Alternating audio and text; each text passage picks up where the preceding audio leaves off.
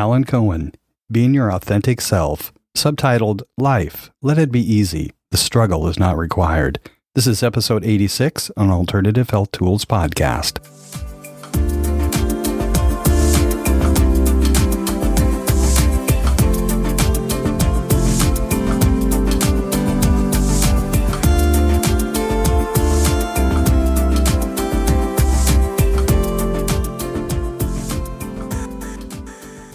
So I'm here with the amazing one and only Alan Cohen. Welcome and thank you for joining us today. Hi, Lisa. So we've been at the Sulapalooza this weekend and there's been some amazing speakers and yourself included. And one of the things that I took away from yesterday when I heard you speak was out of all the books that you've written, which have been many, are we up to 27 now? Something like that. Yeah. You know, there was something that you mentioned there, and it was that you didn't write them; they came through you. Yeah, I feel like I'm inspired. I feel like spirit, whether it's my guides or angels or great God Almighty out there somewhere, whoever it is, gives me seed ideas, and it's my job to flesh them out and make them palatable and understandable and doable on the earth. So I'm kind of like a recording secretary. I love that. And you said that yesterday, recording secretary. So I guess the question is, you know, for our listeners out there, what's your background? How did you get into this line of work and why? What's your why? I've always been on a spiritual path somehow. Even when I was age 14, I took up Judaism because it meant something to me. Wow. And then in my early 20s, I found yoga and I studied with a number of yoga masters. Lots of wonderful teachers have found me. I don't go looking for them, but I get connected. When the student is ready, the teacher appears. Yes.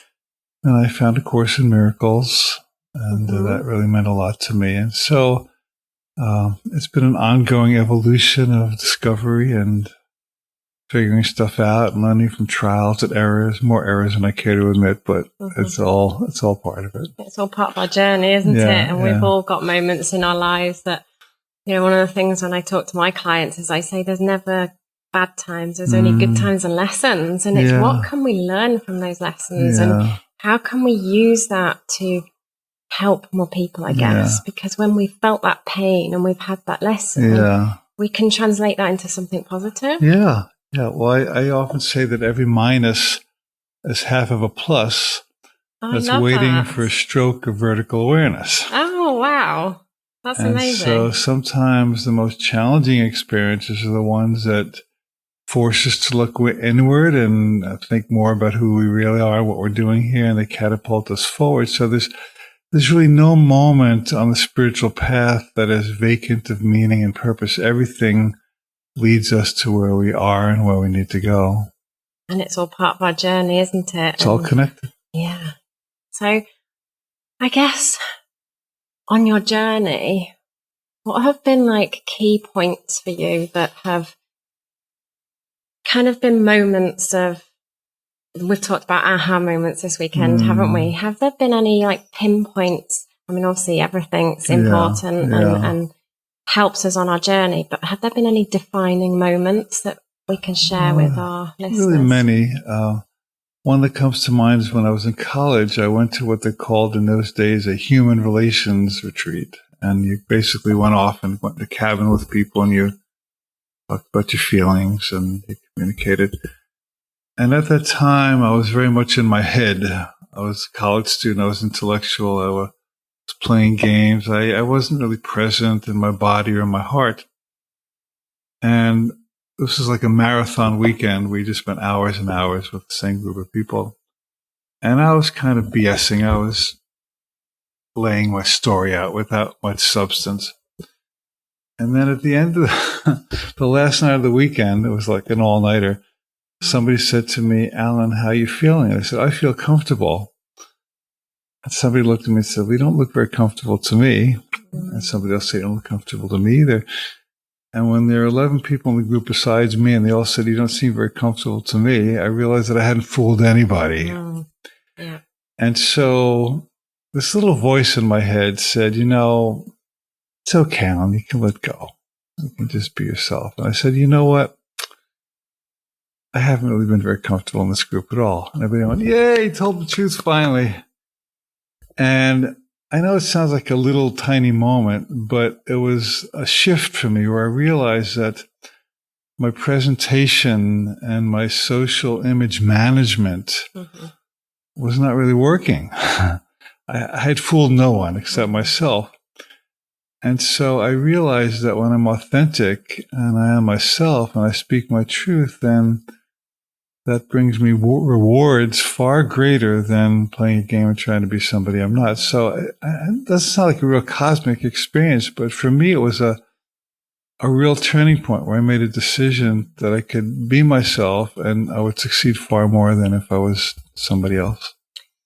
And when you made that decision and had that defining moment about being authentic rather than trying to put this face on that we all do, don't we? Because there's different faces. There's a face that we have in our own thoughts and our own hearts. There's a face that our family and friends may see, and then there's the face we put onto the world. Exactly. But when we go back into our hearts and our authentic self, that's where I think the magic happens, doesn't it? So what was the change that you saw in yourself when you went back to your authentic self? Well, I started to speak my truth, and I started to trust that what I was good enough, and I quit trying to impress people and play games and manipulate. And I just decided that if I could just relax and be myself, then things would work out far better. And it catapulted me onto this huge spiritual adventure where I began to study with teachers and healers and psychologists, and went to groups and went to Zen and went to Christianity meetings and went to, it's just like this whole world opened to me that I did not know was available because I was busy living in this little box. And suddenly, my world, the potential in my world just expanded infinitely, which led me to writing books, to teaching, and it's just amazing what one decision to live authentically can lead to. It was endless. It's still going on. I love that. And from my experience, when I started living authentically, things start just happening. Yeah. It's not, when I was trying to be somebody else and trying to have that face and, show up as someone who I thought the world needed to see. And, the brave lady who achieved, who got qualifications, and I wasn't living my authentic self, and it felt like hard work.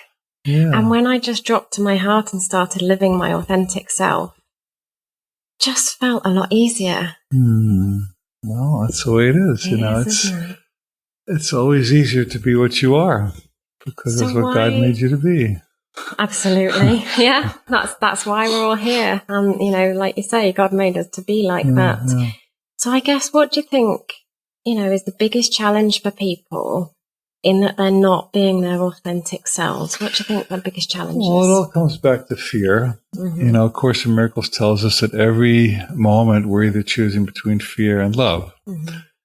And so when we've been programmed to be afraid that if we are ourselves, we're going to be punished, we start to develop these huge defense systems and huge facades and huge armoring that we think is protecting us, but it's really trapping us. And so, if people could just choose self-trust rather than self-judgment or self-honoring instead of self-proving, then everything changes. Everything that doesn't work comes back to fear, and everything that does work comes back to love. And I love what you say there. It's either fear or love, and it's which would you choose? At every moment. And every moment in time. Of course we would choose love, wouldn't we? Yeah. So when we're not choosing love and we're in that fearful place, which is coming from a place of lack and scarcity and, fearful that you might not have enough money or the right partner or the right job or whatever it may be. And, it's real, isn't it? When you're feeling that feeling, and I've felt it. Sure. But like when you say, you take that step back and you say, well, what would I choose? I'd choose love. Yeah. And when you're in that feeling of love, that's where the magic happens, I guess, isn't it? That's not just a guess, it's true. So for our listeners out there, if they're feeling fearful and they're stuck and they're saying, yeah, that makes total sense. I should come from a place of love and my authentic self, and I get that that's where the magic happens, but they're feeling stuck in fear. Have you got any advice to them that would help them start on their journey? Yeah. You have to notice how you're feeling when fear has overtaken you. Because it takes a lot of convincing to make believe that fear feels good. And it just doesn't. And you have to be really honest about where your pain is, because that's the first step to peeling it away. Then you have to ask yourself, okay, if I were not afraid, what would I be doing differently? If I trusted myself, what would I be doing differently? If I love myself, what would I be doing differently? And you start to get back in touch with the real you that has not been engulfed by fear.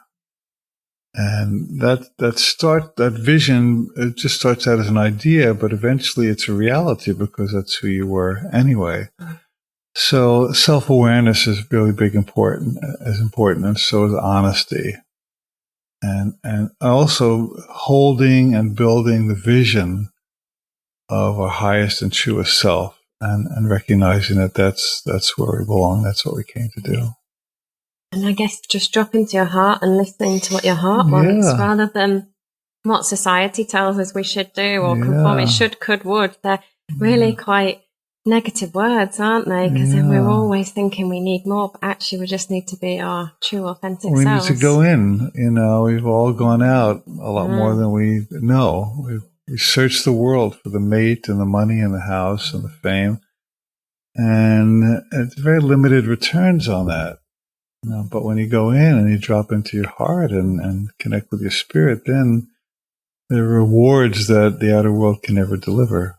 And I love what you say there, because when you go in and connect with your heart, that's where the rewards are. That's where the feelings are. That's where our treasure chest is, isn't it? And yes, it's okay to have the external things, but when we're striving for the external things, what are we looking for? I guess a feeling. And that's within. Yeah, we're looking for the feeling that we could get just by going in. And you use that word treasure chest. I mean, what a lovely expression, because the treasure's in your chest. It's where all the good stuff is, the real gold. It is, isn't it? Yeah. So I guess what we're saying to our listeners is just drop to your heart and listen to your true, authentic self, and just, I guess, just see where that takes you, because it doesn't have to be a big epiphany moment, does it? And, they might still be in their same lives, in the same relationships, in their same jobs for a while, but it's just starting that awakening process. And it's okay to start thinking about your true, authentic self, and who would you be? What would that look like? How would that feel? And just let that take you on a journey. Yes. And we all have guidance, and the guidance speaks to us through our heart. And journey is one step at a time, and you may not know what your ultimate life's purpose is, or what your profession is, or what your mate is, but there's always one little baby step you could take, and Spirit never denies that of us. Spirit doesn't tease us. And there's always at least one little thing you do that would move in the direction of your true self, and that one thing leads to the next and the next. And so, God is not a demanding God. I know religions teach that God is, but, I think God loves us more than we understand. I mean, you don't like the word God, higher power, spirit, whatever, that, that there's always something we can do on our behalf, and it's always shown to us. Like if you ask sincerely and say, okay, what's next? What would you have me do? You get an answer. Either inside or outside, you get an answer. So that's really powerful, isn't it? It's just, if you don't know what to do, I guess, it's just ask. Show me. Just show me a sign. I mean, if you're sincere and you're really willing to be shown, I can tell you many stories about how I've gotten signs, and because I really wanted to know. Just show me. And you can't demand what the answer is before you ask the question. Yeah. You can't say, give me a sign as long as it's her. Yes. You say, give me a sign, but show me. If it's her, great. If not, then I'm sure there's something else. So what's one of the most fun signs you've ever been given that's kind of made you laugh out loud and go, okay, I hear you loud and clear. That's a real loud sign, and I've got it now. I had to move my office at one point, and I found an alternative, and it was okay, but not great. It was in the middle of a busy area of the city, and it was small, it was expensive, but I was kind of under the gun. I had to move, so I said yes. And a couple of weeks went by, and the real estate agent had not given me a lease, a contract yet. So I called him up. I said, what's going on? He said, well, the landlord read one of your books and he doesn't like your philosophy. Oh. So he's not going to rent you. Oh, wow. I said, isn't that illegal? He said, yeah, but what are you going to do? So I figured it was a sign, there's a phrase, man's rejection is God's protection. Oh, wow. So when a person rejects you, it means that you're being redirected elsewhere. Rejection is redirection. There's rejection another is one. protection Yeah. and redirection, yeah. And so that day I was driving home, and I live in Hawaii, and there was a kind of a side road I'd rarely taken. And the voice said, just take the scenic route today. So I took the scenic route, and as I'm driving along, there's a storefront, and there's a for rent sign on it. It's cool. So I went in, and the lady was a lovely lady, and it had been a Tai Chi studio, and the rent was half of what it was in the city, and it was 10 minutes from my house in the middle of the jungle. And I was like, oh, that's pretty cool. So I rented that. We worked there for many years. And it was such a blessing that that other place rejected me because I didn't really like it anyway. It was kind of a compromise place. Mm-hmm. And the universe was saying, no, we're not going to let you settle for compromise. We're going to let you settle for something that really belongs to you. And so the whole chain of events was really putting me in my right place. It was a wonderful thing. And it's humbling to think about. Wow. And I guess for me, when, I've experienced, manifesting things, it's so easy when it shows up, isn't it? It just feels right. Yeah. And like you're saying there, the first place didn't feel right. It felt like a compromise. Yeah. So I guess if anybody's feeling out there that life's a little bit hard and it's a bit of a challenge and it's hard work, then they're probably not being their authentic self, and they're probably being gently encouraged to be redirected. Yeah. Right? Sometimes not so gently. Sometimes you get a 2x4 in your face. Oh, absolutely. But, if you're totally resistant, you need a big whack. Yes. But if you're more open, you get a gentle whisper. But, it's like life is always trying to get us into our right place. And it'll do whatever it needs to do to get us there. So this is why meditation or prayer or journaling or some kind of spiritual practice is so important, because it kind of lines you up with your true self and your guidance, and then things flow a lot more smoothly than if you were just kind of whacking around hoping something good comes. And we talk about meditation, journaling, and prayer. So they're tools that people can use to help them on their journeys. How do people get started if they've not done meditation, journaling, or prayer? Is there like we talk about baby steps? What's the simple things that they can just do on a daily basis that would maybe help? Yeah.